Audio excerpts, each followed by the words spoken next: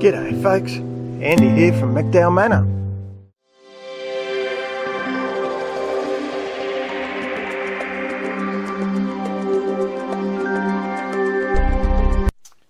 So, these little guys are 3 days old today. They're doing good. I had 7 eggs in. One didn't hatch. It was a tiny little egg. I didn't really expect it to hatch. Gee, I tell you what, see that little guy on the far right? He was in a tiny egg as well. You can see he's significantly smaller than the others. Yeah, out of the 7, 1 didn't hatch. And I lost one bird. What they did on the second day was knocked over their water. And I didn't realise, and one little bloke expired, which was a real shame. But certainly was a successful hatch, which is great. And that's from the new younger birds that I bought. And I'd say our theory is definitely correct. Your best fertility is in the first season. We're here in the distillery, which my wife foolishly calls the laundry. I've got another dozen eggs in here. You can see they're only on day 1. Temperatures staying high, which is great. Humidity's high. Now that's partly because it's bloody hot and bloody humid as hell over here. But I've still covered it in a blanket. I find that helps. Hopefully you can see some of the eggs. So in 13 days now that rocker will come out, and then probably within the next 4 days, I usually give them 20 days, they only take 18, but I like to make sure I've got every hatchling, will be hopefully in business. Be interested to see how many I get out of the 12. If the hit rate's as good as I got from those first bloody 7 eggs, I'll be as happy as a pig in mud. These guys are 11 days old today. Gee, they're well and truly feathering up. See that little guy down there? He's got his wing feathers have come in.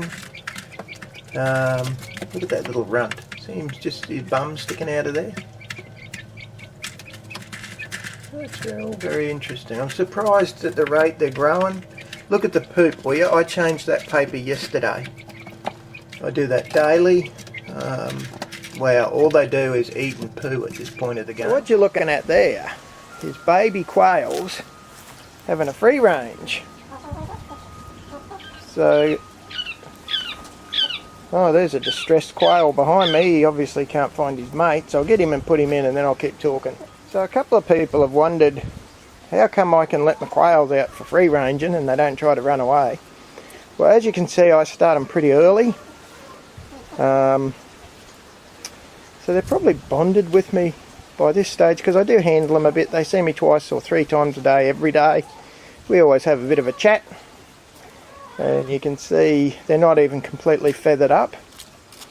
But they're out enjoying their little free range, picking around. This is the first time they've seen the grass.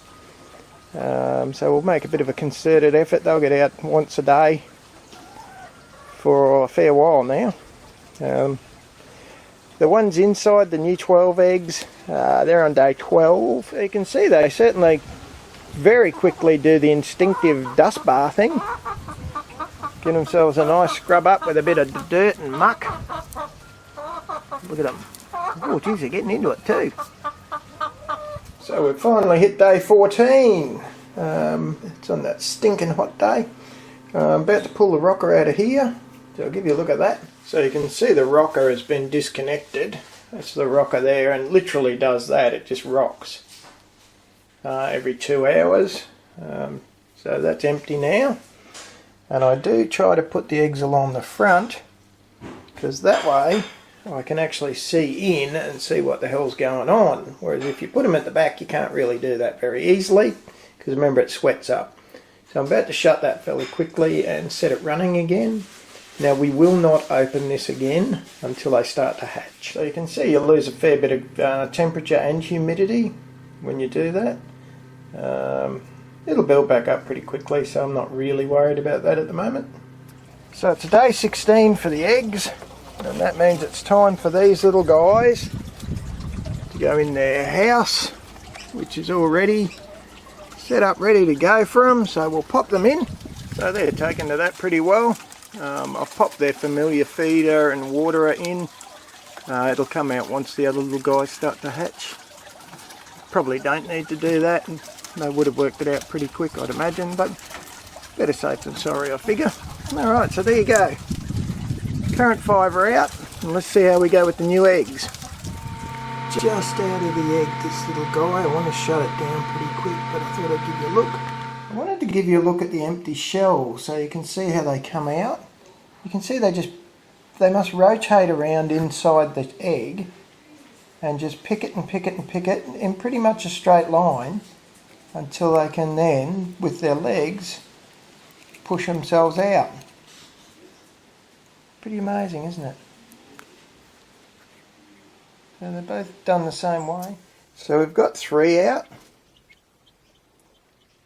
Now that little guy down there has got splay leg, and in my experience it seldom fixes itself. You can see how spread out they are. He can't pull them up underneath himself, and if you look, he can't uncurl his toes either.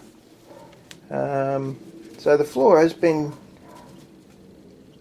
coated with a sort of textured paper towel. Often if you use a slippery surface, that can cause a bird to get splay leg. In this case that's obviously not the case. So I think we'll lose that little bloke. I'm afraid he's a dead bird walking. Well, I don't mind admitting I'm getting a little bit anxious at this point in time. We're on to the 2nd day since the first 3 were born. Not really seeing any sign of anything happening in here.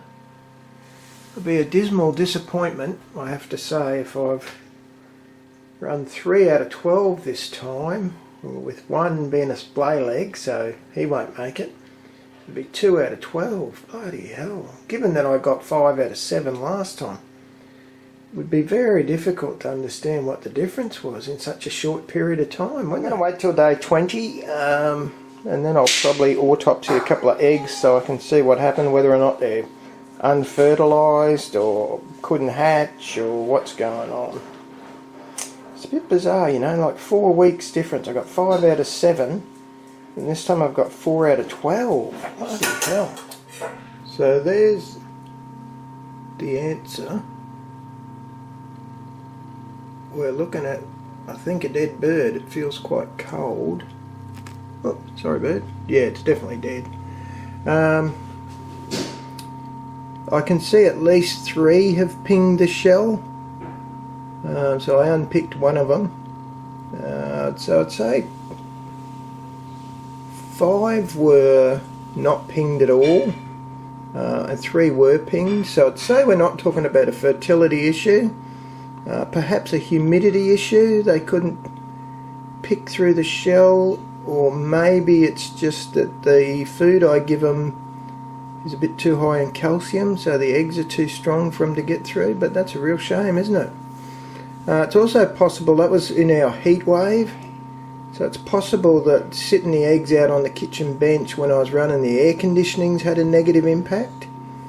But I would have just thought that stopped them from growing so quick, you know, or maybe not developing at all, and that's certainly obviously not the case. So there's another mystery. I've got 14 more eggs to put in. I'm a bit depressed about this little outcome, especially compared to 5 to 7, and especially seeing that they have in fact developed. But well, that's all part of the game. You know, if you can't cope with a dead bird, best not try and breed them, folks. Anyway, so won't give you a cheery farewell because I'm not feeling very cheery, but anyway, hopefully we're all learning something out of this, and I'll see you later.